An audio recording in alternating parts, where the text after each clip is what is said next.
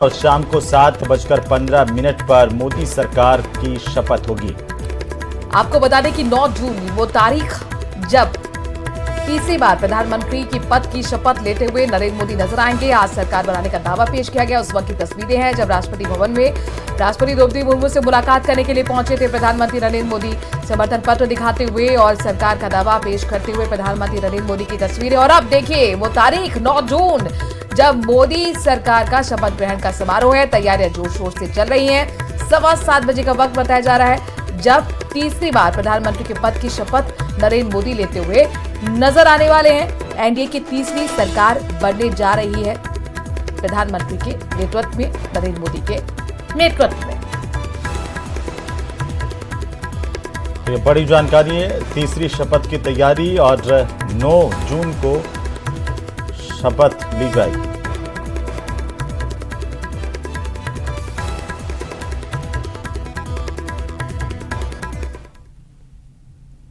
तो लगातार तीसरी बार सरकार बनाने के लिए एनडीए ने अपना दावा पेश कर दिया। पीएम मोदी का संसद भवन में भव्य स्वागत किया गया। उन्हें संसदीय दल का नेता चुना गया। एनडीए के सभी सांसदों ने उनका अभिवादन किया। इस दौरान पीएम मोदी ने संविधान को नमन भी किया। इसके अलावा उन्होंने नीतीश कुमार और चंद्रबाबू नायडू से मुलाकात की। राजनाथ सिंह ने संसदीय दल की बैठक में नरेंद्र मोदी के नाम का प्रस्ताव रखा, जिसका सभी दलों ने एक मत से समर्थन किया।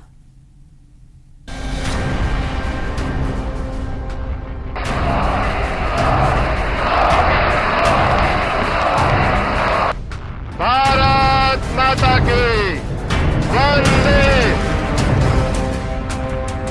भारत माता की। उम्मीदों का सूरज फिर से क्षितिज पर छाया है।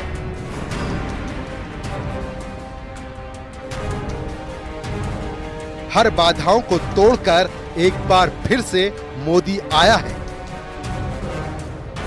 स्वागत है भाई, स्वागत है।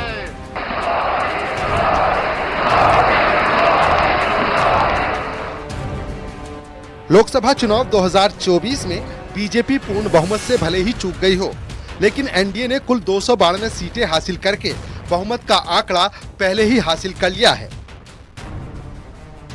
मोदी की तीसरी शपथ से पहले एनडीए की बैठक में पीएम के जोरदार स्वागत ने सबको जोश से लबरेज कर दिया। इस बैठक में सभी दलों के शीर्ष नेता, सीएम और सांसदों ने भाग लिया।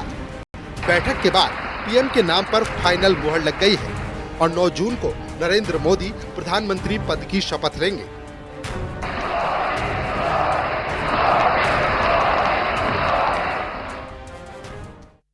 कश्मीर से कन्याकुमारी और कामाख्या से द्वारका तक इतने विस्तृत भूभाग के अंदर देश के हर कोने से, हर तहसील से, हर कॉन्स्टिट्यूएंसी से एक आवाज सामान्य रूप से उभर कर आई है कि इस देश का नेतृत्व अगले 5 साल के लिए श्री नरेंद्र मोदी करें।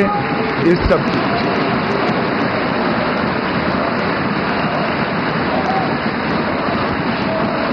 और 10 साल जो प्रधानमंत्री जी के रूप में मोदी जी ने काम किया, इसमें हर क्षेत्र में युगांतकारी परिवर्तन करने का काम उनके नेतृत्व में भाजपा एनडीए सरकार ने किया है और देश की जनता का ये जनादेश उसको एक्नॉलेज करता है। इस पर मजबूत ठप्पा लगाना है।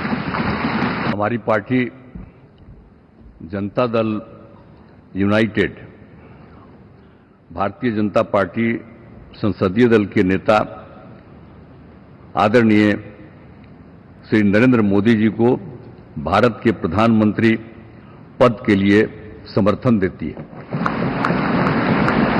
आज ये बहुत ही खुशी की बात है। 10 साल से ये प्रधानमंत्री हैं और फिर प्रधानमंत्री होने जा रहे हैं। I proudly propose the name of Sri Narendra Modi ji on behalf of Telugu Desam Party for the post of Prime Minister of this great nation. आज के संविधान सदन यानी पुरानी संसद के सेंट्रल हॉल में एनडीए के संसदीय दल की बैठक में एनडीए के सहयोगियों का भव्य स्वागत किया गया। पीएम मोदी ने खुद भी नवनिर्वाचित सांसदों का स्वागत किया और पार्टी के कार्यकर्ताओं के परिश्रम का जिक्र करते हुए उन्हें धन्यवाद दिया। पीएम ने एनडीए को तीसरी बार बहुमत मिलने पर सहयोगियों का धन्यवाद दिया और कहा, न हम हारे थे न हारे हैं, हम विजय को पचाना जानते हैं। कि न हम हारे थे न हम हारे हैं।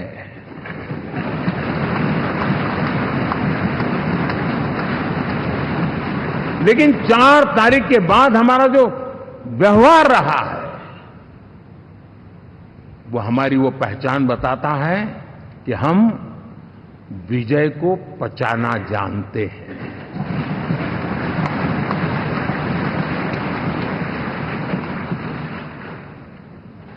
हमारे संस्कार ऐसे हैं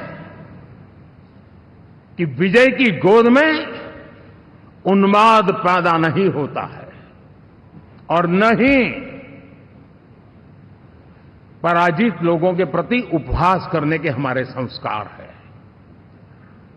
हम विजय को भी पचाते हैं और पराजित का भी उपहास करने की विकृति हम नहीं पालते, ये हमारे संस्कार है। इससे आगे बोलते हुए पीएम ने कहा कि पहले भी एनडीए था, कल भी एनडीए था और आज भी एनडीए है। 10 साल बाद भी कांग्रेस 100 सीटों का आंकड़ा नहीं छू पाई। पीएम ने ईवीएम पर उठाए गए सवालों को लेकर विपक्ष पर जमकर हमला बोला। इस दौरान उन्होंने 4 जून को परिणाम वाले दिन का एक वाकया साझा करते हुए कहा कि ईवीएम जिंदा है या मर गया। उन्होंने कहा कि शाम होते होते ईवीएम पर सवाल उठाने वाले विपक्षियों के मुंह पर ताला लग गया।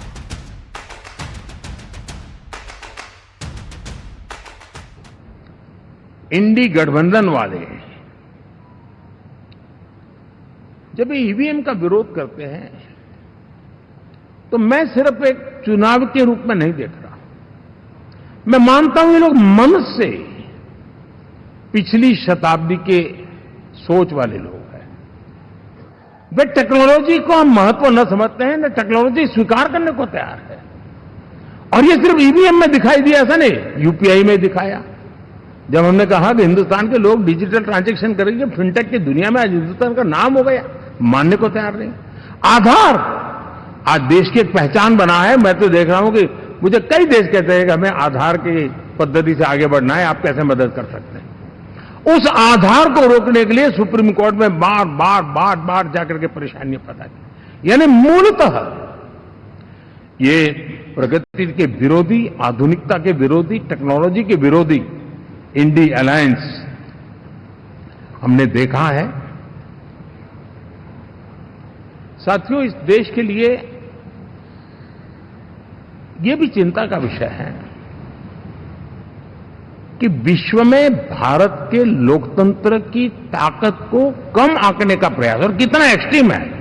मैं दुनिया में ढोल पीट रहा हूं कि हम मदर ऑफ डेमोक्रेसी है, और ये दुनिया में जाकर के बता रहे नहीं हमारे देश में तो डेमोक्रेसी ऐसा कुछ नहीं कि वो मोदी बैठ गया है, वो एक चाय बेचने वाला यहां पहुंच कैसे गया, कुछ तो गड़बड़ की होगी।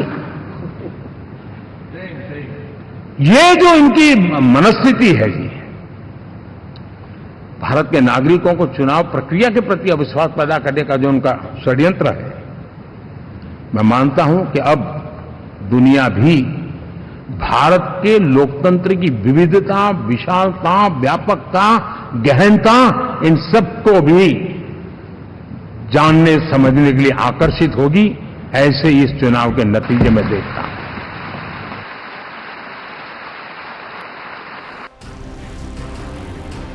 पीएम मोदी ने अपने भाषण में एक बड़ी बात बोली कि किसी पार्टी का सांसद हो, मेरे लिए सभी समान हैं।